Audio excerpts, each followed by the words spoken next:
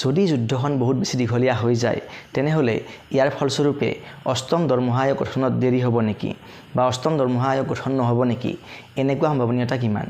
ইয়াৰ উত্তৰটো এনেকুৱা যেতিয়া 2020 চনত কোভিড আহিছিল তেতিয়া সেই কোভিডৰ সময়ত যিমানবিলাক চৰকাৰী কৰ্মচাৰী আছিল সেই কৰ্মচাৰীবিলাকৰ যিটো মৰগীয়া ভাত্তা আছিল মৰগীয়া বনছ যাক আমি ডিয়াৰনেছ এলাউন্স বুলি কওঁ দিয়ে সেই দিয়েটো কি কৰা হৈছিল ফ্ৰিজ কৰি ৰখা হৈছিল আৰু শেষত একেলগে দিয়া হৈছিল 11% কৰি গতিকে যেতিয়া দেশৰ এটা আপতকালীন পৰিস্থিতি আহি পৰে তেনে ক্ষেত্ৰত যিবিলাক বাকি বিষয় আছে সেই আটাইবিলাক বিষয় গৌণ হৈ পৰে প্ৰথম যিটো বিষয় আহিব সেইটো হ'ল দেশৰ সুৰক্ষা আৰু দেশৰ যিটো সাৰ্বভৌমত্ব ৰক্ষা সেইটো গতিকে যদি কিবা কাৰণ যুদ্ধখন দীঘলীয়া হৈ যায় আৰু তাৰ ফলত যদি সেই চৰকাৰৰ বহুতখিনি খৰচ বাঢ়ি যায়